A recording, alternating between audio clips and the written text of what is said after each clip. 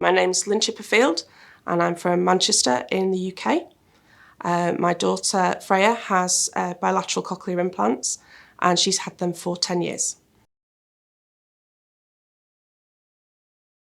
So when Freya was born, we have a newborn hearing screening programme in the UK. So they come and test while you're still in the hospital. And that showed up that there was some level of hearing loss. Freya was 6 weeks old when we went to our audiology department and they did what's called an ABR test. So she had to be asleep, which, I had a 5-6 week old walking about the hospital in the pram, trying to get her to sleep. Obviously did all the testing and that showed that she was single-sided deaf, moderate severe. There was some genetic testing. So she was a little bit older at that point, and the genetic testing showed she has Pendred syndrome, and some scans showed that she had enlarged vestibular aqueducts as well. Those two things can go together, and what that meant was that over time that she would lose probably most of her hearing in both ears. What they couldn't tell us at the time, so by then she was sort of perhaps about 6-7 months old. What they couldn't tell us at that point was that when that would happen. And then it was just before her 2nd birthday that the last audiogram showed that she was profoundly deaf in both ears. And that's when cochlear implants were sort of tabled. Freya was implanted 3 months later. So she was 2 years, 3 months, and both were done at the same time.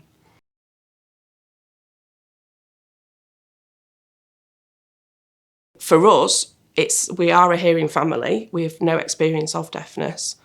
And it seemed that for her education and for her future, I was able to make that decision for her at age 2. If it didn't work for her, if when she gets to be a teenager, she thinks that she doesn't want to wear them, that's her choice then.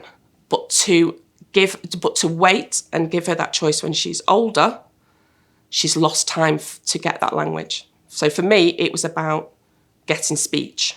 So not specifically language, but speech.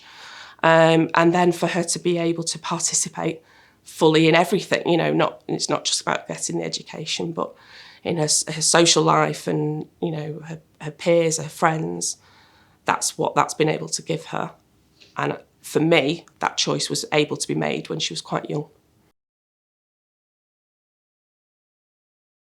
I think when she was a baby, I think things were very different to how they are now. She's 12 years old now. One thing that the Teachers of the Deaf and ourselves as a family wanted to really work on with her was her independence with her technology. So she was, changing her batteries and putting her coils back on very, very early on. We use a radio aid for teachers or instructions or with their leisure activities. And that's worked very well for her.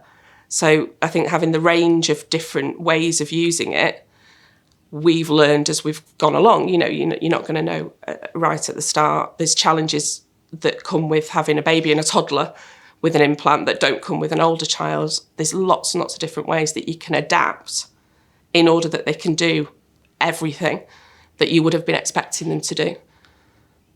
In the dance, Freya's a swimmer. There's different ways of adapting that using the waterwear and things like that. Just having somebody who's got that lived experience, because the professionals can tell you, how many electrodes and how long it will take to heal and will they or won't they shave the curls off and, those kind of things, which is brilliant and invaluable.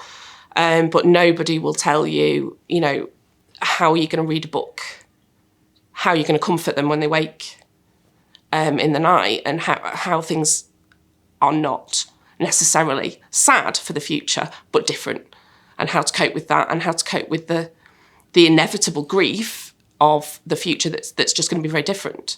So in terms of being a mentor, I just want to be able to be that person for the next person who's considering or who's just been implanted. And even it doesn't have to be the emotional side of it. It can be the practical elements. Where do you keep them? You know, how many batteries do you need to have on hand?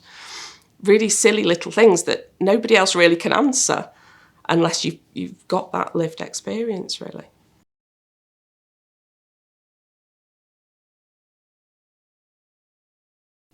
Don't fear the future, definitely. It will be different, but it will be so positive. And ask the questions. Don't ever feel that any question isn't worth asking. And whether or not that is of the audiologist, or is of the implant centre, or is of the surgeon, or is of, you know, a parent of another deaf child you've seen at school, it's, you know, everybody's always happy to talk about either their journey or about something specific. But just find out what your options are, and know that you've got choices.